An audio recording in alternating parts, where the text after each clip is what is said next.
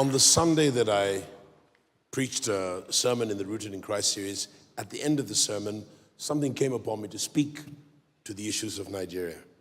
And I had no idea that somebody not from House on the Rock would take a 7-minute, 15-second excerpt and that it would go virulent to the degree that it ended up in Whitehall, it ended up in Washington, D.C., ended up in places that I'm astonished by.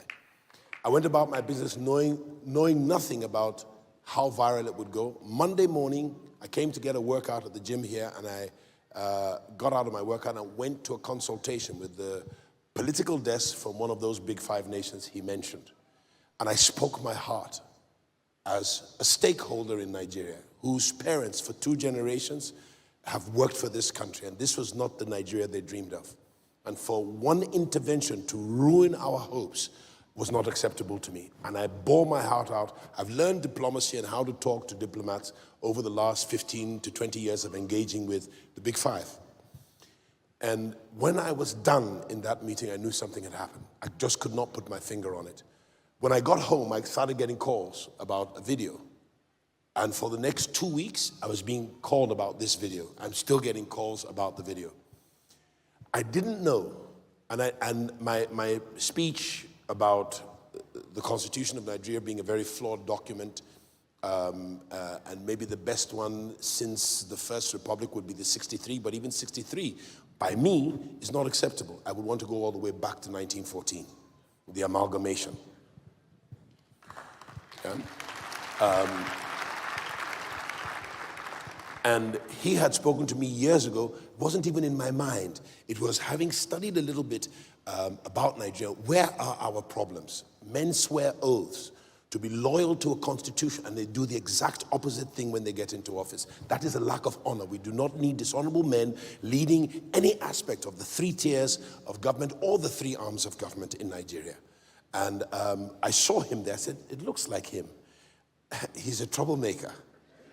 He's really a troublemaker.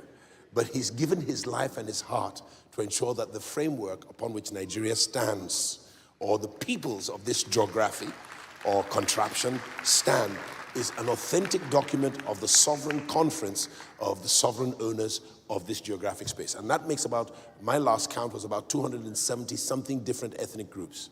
And it must be dealt with. It cannot continue to be sold a scam and take it and then be enslaved by people who feel it's their birthright to own us and own our land and own our assets and our resources. It's not acceptable to me, and I do not believe I stand alone. I believe I speak with the voice that resonates for the majority of the people that call themselves Nigerian. I'm also sick and tired of holding a green passport that brings me so much stigma every time I travel to go and preach the gospel. I want a passport that gives me honor and dignity, that allows me to travel like the kings that we Nigerians ought to be. We're not slaves. We are better than that. We have resilience. We have intellectual power. Nigerians are not the problem. It is the political class. Yeah? Nigerians excel everywhere else in the world. They're at the top of the treasury in the United States. They're at the top of World Bank. They're at the top of other countries. They're at the top of science, arts. Name the fields of discipline or fields of endeavor. We are the very best. We excel to the very top. And if we cannot find a political process and develop a political architecture built on a framework that is an authentic document of the wish of we the people, then we do not have a great country. A great country is made from an agreement that becomes a documentation that serves as a foundation for our people. Our people therefore have to go elsewhere to excel, because the enabling environment is not available to us. Nigeria can be the greatest country on the face of this earth. And my prayer, my hope, is that my children's children will see Nigeria become great, and they will rush back from all the far-flung countries they've gone to, the same way that somebody started prophesying in the 1930s, 1940s. And everybody now started to publish that word. And the Jews came back from all over the world to build their own nation and occupy their own geography and do it with justice and equity. And now they are a world power, when they were not even a people prior to 1940. Nigeria has a great destiny. And courageous men like that, there are many, but please remember that you are favored.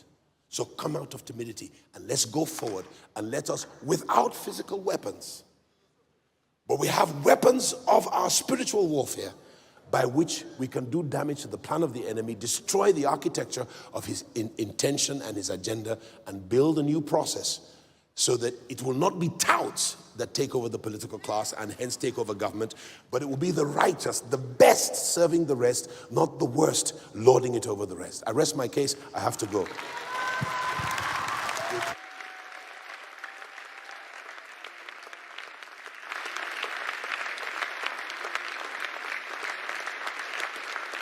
La la la la la la.